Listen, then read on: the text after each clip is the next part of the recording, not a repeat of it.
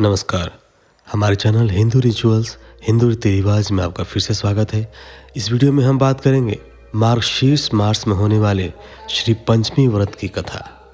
राजा युधिष्ठिर ने श्री कृष्ण से पूछा, भगवान, तीनों लोकों में लक्ष्मी दुर्लभ है, पर व्रत, होम, तप, जप, नमस्कार आदि किस कर्म के करने से स्थिर लक्ष्मी प्राप्त होती है?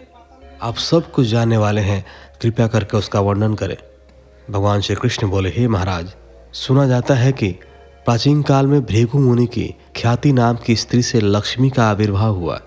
भृगु ने विष्णु भगवान के साथ लक्ष्मी का विवाह कर दिया। लक्ष्मी भी संसार के पति भगवान विष्णु को वर के रूप में प्राप्त कर अपने को कृतार्थ मानकर अपने कृपा कटाक्ष से संपूर्ण जगत को आनंदित करने लगी।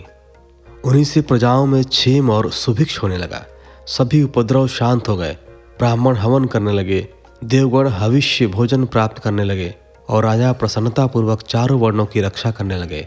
इस प्रकार देवगणों को अतीव आनंद में निमग्न देखकर विरोचन आदि दैत्यगण लक्ष्मी की प्राप्ति के लिए तपस्या एवं यज्ञ आदि करने लगे।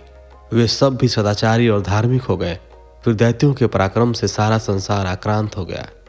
कुछ समय बाद देवताओं को लक्ष्मी का मद हो गया। उन लोगों के शौच, पवित्रता, सत्यता और सभी उत्तम आचार नष्ट होने लगे। देवताओं को सत्य आदि शील तथा पवित्रता से रहित देखकर लक्ष्मी दैत्यों के पास चली गईं और देवगण श्री विहीन हो गए।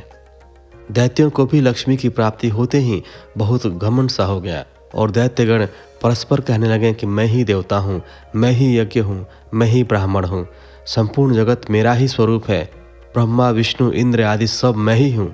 इस प्रकार अतिशय अहंकार युक्त हो वे अनेक प्रकार का अनर्थ करने लगे। अहंकार मती दैत्यों की भी यह दशा देखकर व्याकुल हो वह भृगु कन्या भगवती लक्ष्मी क्षीर सागर में प्रविष्ट हो गईं।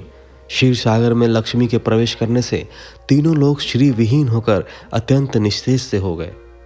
देवराज इंद्र ने अपने गुरु बृहस्पति से पूछा कि हे महाराज, कोई ऐसा व्रत बताएं जिसका अनुष्ठान करने से पुनः स्थिर लक्ष्मी की प्राप्ति हो जाए। देवगुरु बृहस्पति बोले, देवेंद्र, मैं इस संबंध में आपको अत्यंत गोपनीय श्री पंचमी व्रत का विधान बतलाता हूँ। इसे करने से आपका अभीष्ट सिद्ध होगा। ऐसा कहकर बृहस्पति ने देवराज इंद्र को श्री पंचमी व्रत की सांगोपांग विधि बतलाई। तदनुसार इंद्र ने उसका विधिवत आचरण किया। इंद्र को व्रत करते देखकर विष्णु आदि सभी देवता, दैत्य, दानव, गंधर्व, यक्ष, राक्षस, सिद्ध, विद्याधर, नाग, ब्राह्मण, ऋषिगण तथा राजागण भी यह व्रत करने लगे। कुछ काल के अनंतर व्रत समाप्त कर उत्तम बल और तेज पाकर सबने विचार किया कि समुद्र को मथ कर लक्ष्मी और अमृत को ग्रहण करना चाहिए।